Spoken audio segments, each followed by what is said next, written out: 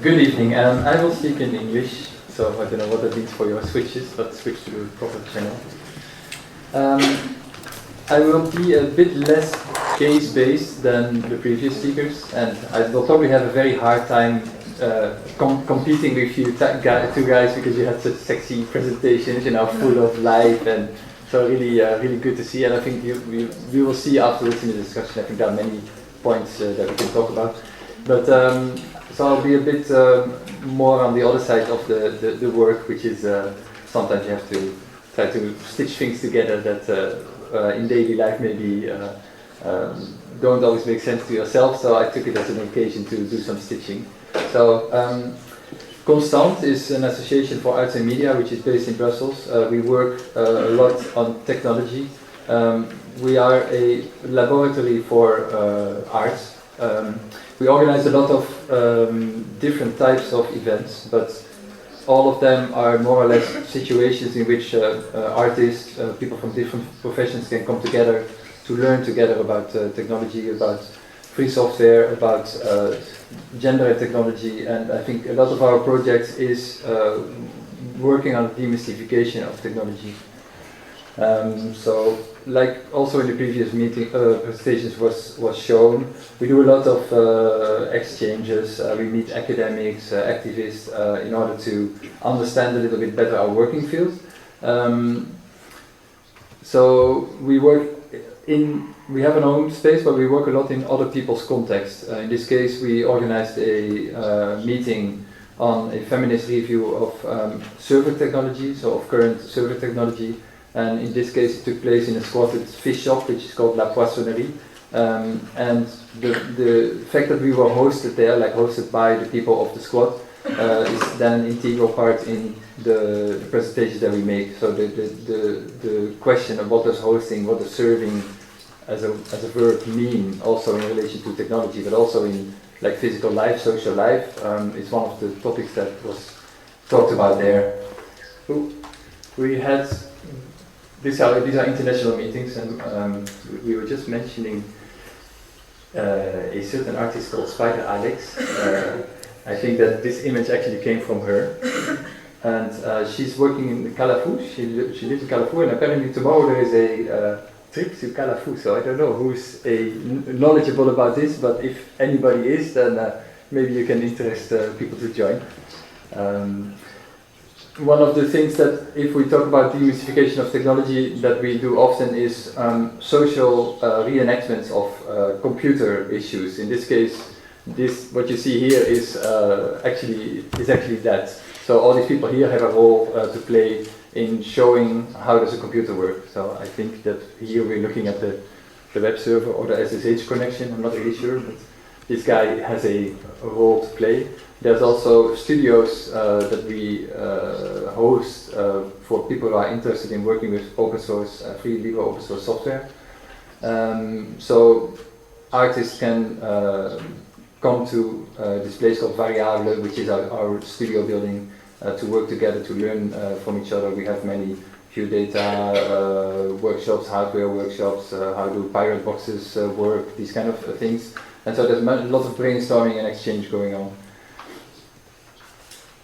So hardware, and of course a lot of social interaction. Yeah. Another part of what we do is research-based, so we organize research meetings, and one of a big project that we worked on was Libre Graphics Research Unit, which took place until last year. And it's an international project in the sense it's 4 countries working together. It's Worm from Rotterdam in Holland. It was Pixel from Bergen in Norway, Constant from Brussels in Belgium, and then Media La Prado from Madrid. So the idea here is to have a traveling small research lab of developers and artists who together think about future possibilities for artistic software. So how can we make speculation, science fiction, how can we create imagination on softwares that maybe do not exist yet, and softwares that we want to have for future use. Because very often if you talk about software, it's very practical vision of a developer who knows what's possible. or it's maybe an artist who's having a project that is so completely out of any existing paradigm that there is no link possible, or we fall back to existing known models such as the timeline cutting table of film that we apply to video, whereas video is a completely different thing. So the idea is really to think about the new models of artistic production. This I will skip. So another thing that we're interested in is language. Language as coding, coding as a way to create softwares, but also language in the sense that sometimes the language in the social sense, so language as a tool to communicate between people. And especially the question of translation and multilingual situations in which translation is necessary, but sometimes also leads to situations that are difficult but interesting, is something that since a long time has stuck to us. Since 2009, with Constant, we had a big project which was the Langues Québécoises. La Langues Québécoises is a neighborhood project. The idea is to trace words that fall out of the official dictionaries. So I will talk a little bit more about this later. Not too much I have to say, because also this morning we already talked about it a lot. But voilà, so that's a bit overview of what we are, what my role is in Constant actually.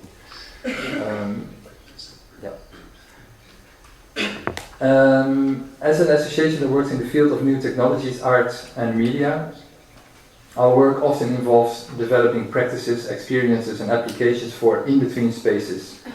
The zones, the terrain vague, in-between disciplines, in-between categories, art, technology, social work, urbanism, etc. These spaces are situated between terrains from which it can draw knowledge and material to rephrase the way that these terrains connect. You might know this trick because it's a very well-known shift to question the position of art in public space, where we start with the notion of art in public space, and we open it up and we think art can itself be a public space. This was something that Henk Oosterling in the 90s wrote for a study on public art in Rotterdam. The project we do promotes a practice of sharing work processes, sources, methodologies and tools. The people around Constant share an interest in technology and in the capacity of technology to enhance publicness. The potential of the internet as the largest digital network that we know of to be a public space is interesting to us, although this potential is made less potent by the ongoing commercialization and the corporate and political appropriation of the internet, and the legislations that are developed on national and European levels that threaten net neutrality. A red thread through Constant's workshops, art projects and experiments is that we are interested in notions of transition, transformation and becoming. We try to listen to everybody, to everything. We listen around us, but we especially listen to our tools and our technologies. Because we can learn from them when they speak about creating difference, about generating diversity, about iterating variations.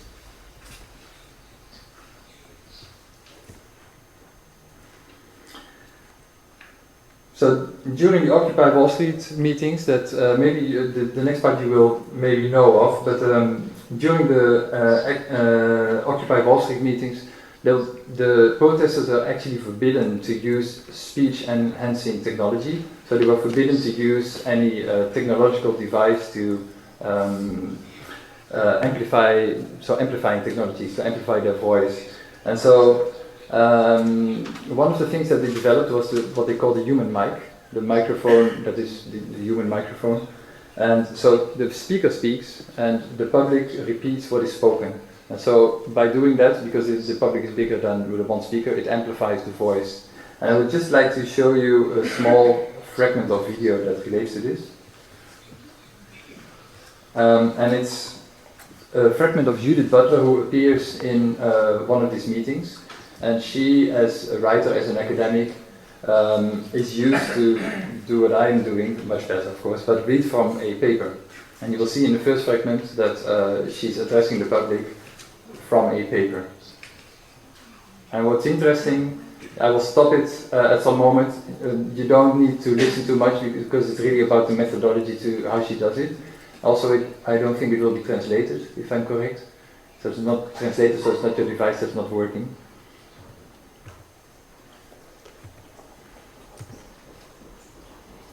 Oh, is there sound to the... I have sound on the video. I have to wait for a second here.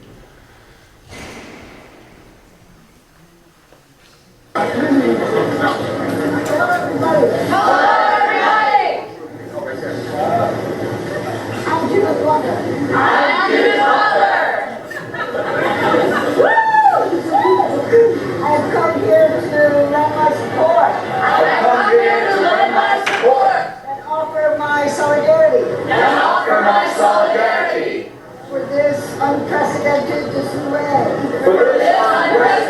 display of popular and democratic will.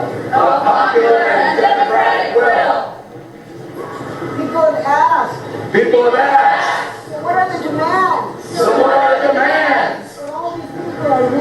That all these people are making. Either they say there are no demands. And that leaves your critics confused. Okay, so then, long live the internet, we search on and we find another fragment that's the next day where she's changed she adapted her tool, which is of course the text and how you address the human microphone. And you see she speaks the same text but in a much more formatted way because she's reading from her telephone.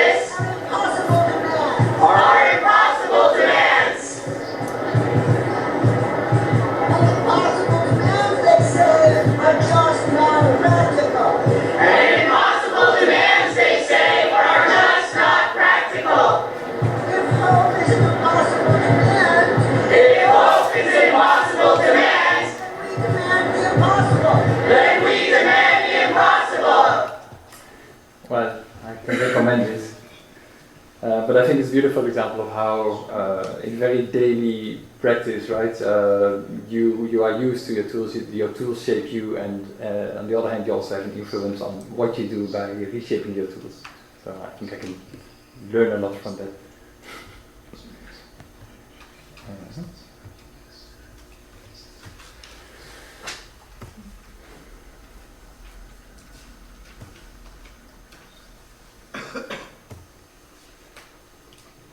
So Constant works with free libre and open source software.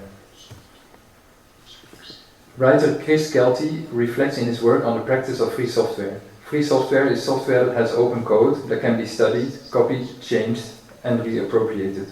Contrary to software with a closed source, this type of software is often made by groups of developers, amateurs, lovers of computer code.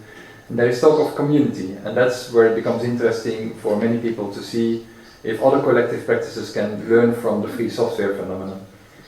So Chris Kelty argues that there is no such thing as free software. Free software does not exist. Instead, he says, the power of free software is that it allows to build upon, that it opens avenues, that it stimulates other people than the original writers to make something else out of it. And the beauty of this software is that it can transform. A project built with free software, even when it looks super finished, can always become something else.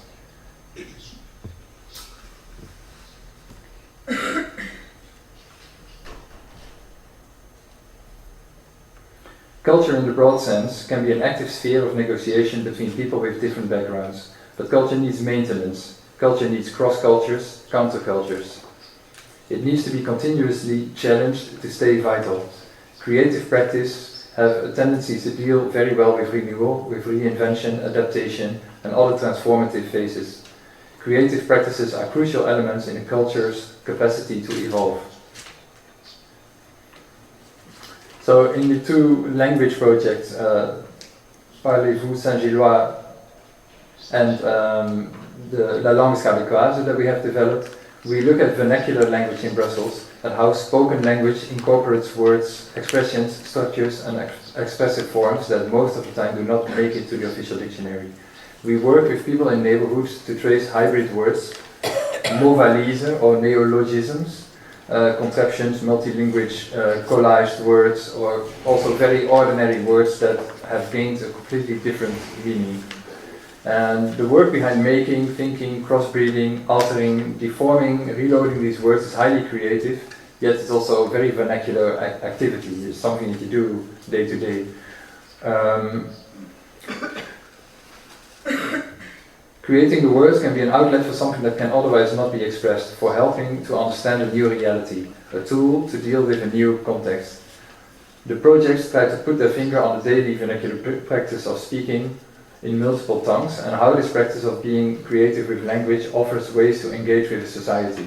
Spoken word is, compared to the written word, very generous and transformative. I'm not going to play these, but because it takes a bit of time. But one of the phenomena that happens a lot is that if you in Brussels, that people start using words from another language and start conjugating it, that's the word, in their original language. So you have this word called galériard. I don't know if it means anything to you, but it comes from the French galère, misery, or I think. And you have, so on the website you have interviews with people that you listen to, and so here's a story of a Spanish woman who's living in Brussels that's explaining they use the word galériard all the time in Spanish, right? So they conjugate the word galère to galériard and completely incorporate it in her daily Spanish that she speaks at home. And she says it's a word that you don't find in Spain or in Argentina or any other Spanish-speaking environment apart from Belgium. And same for foularder, which is like putting your headscarf on, but then as a verb. And people tell us that this as a verb in Arab doesn't exist. Foularder is like the active form, and the object, normally it's putting the object, and it's not the act of doing it. So this has a lot to do, of course, with the reality that we live in a bilingual city. Brussels is a bilingual city, just like Barcelona is, and you can see that on every street corner. You always have the play between Avenue Jansstroomwaard and dus Jansstroomwaardslaan. So there's always this, even in the official communication, there's always already the reconstruction of words going on.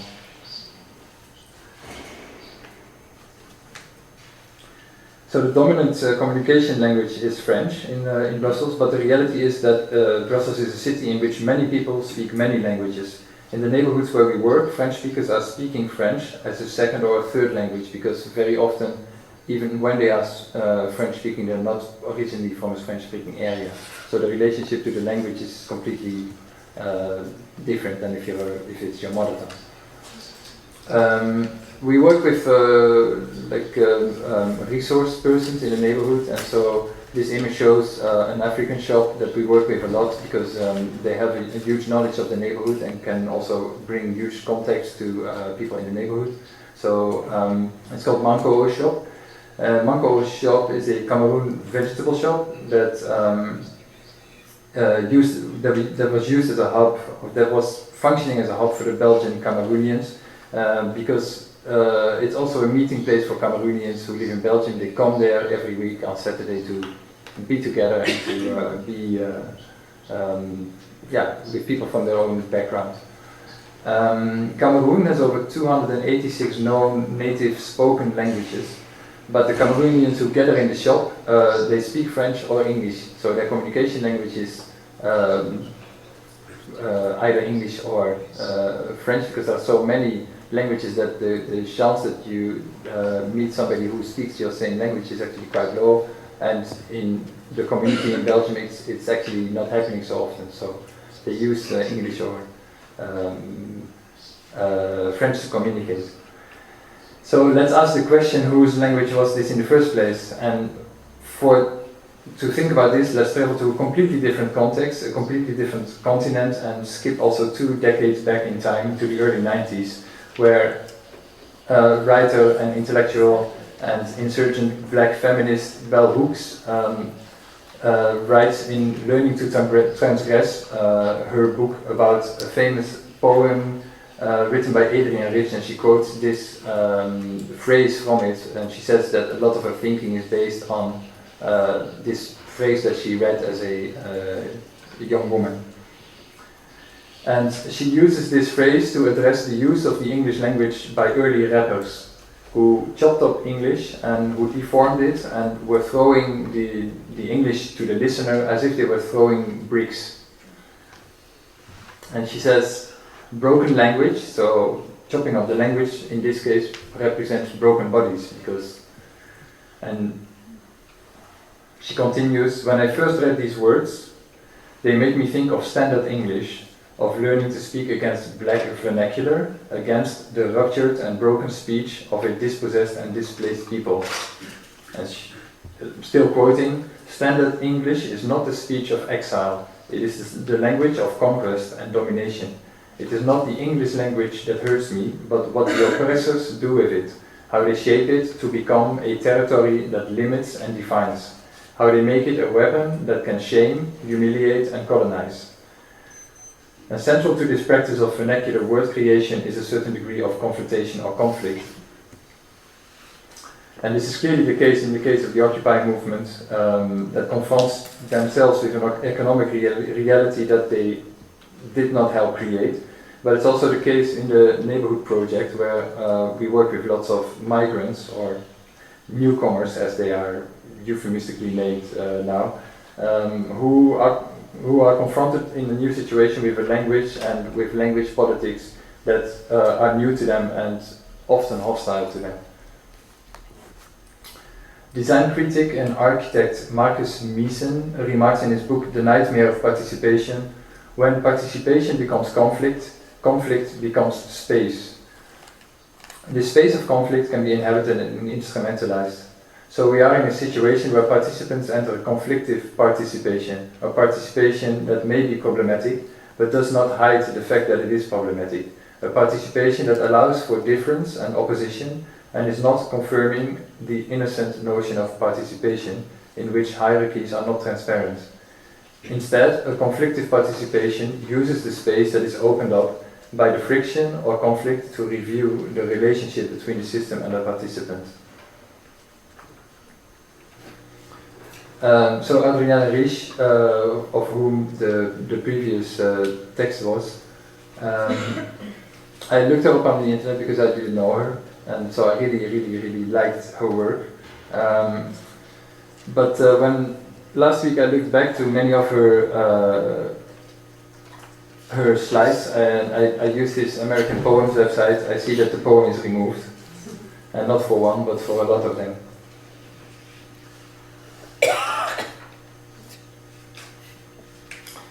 So which died in 2012. Whoever owns the copyrights on the work decided to no longer publish that work through this website. I think every author wants its work to live on, to grant it a life on its own, to allow it to grow, to take different shapes and to inhabit different bodies. Withdrawing text or voices from the public sphere means that a voice is no longer heard, that a way of speaking is made less accessible. And I think that's maybe also for a discussion, but I think that's a really important point, is that we need to support on many levels, on all levels, public domain, public space, because this publicness is really important to, as was earlier remarked, create diversity in our societies and in the platforms that we use, be it the internet or the city. And that more or less concludes my talk. Thank you.